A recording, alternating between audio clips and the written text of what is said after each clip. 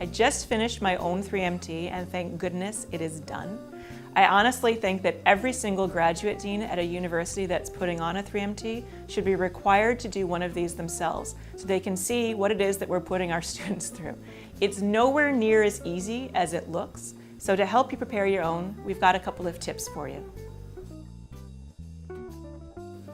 It's actually a lot harder to do a 3-minute presentation than an hour-long presentation, and you're going to have to recognize that when you go into this. Take a lot of time in advance to prepare.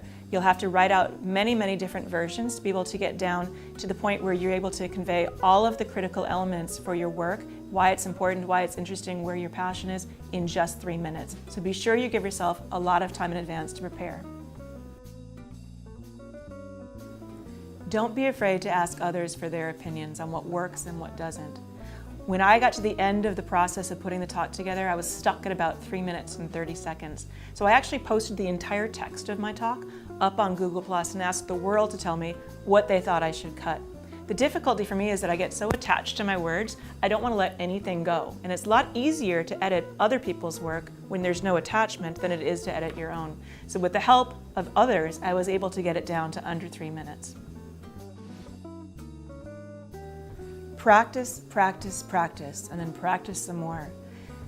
It's a little bit stressful when you have to get up in front of the audience and do a 3-minute thesis because it's quite different from anything you will have done in the past. So be sure that when you're actually practicing in as close to the situation that you're going to be actually doing your real 3MT. Don't do it while you're sitting in a chair or lying in bed.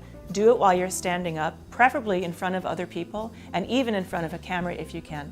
The more comfortable you get, saying it over and over and over again in front of that audience, the easier it will be when the big day comes.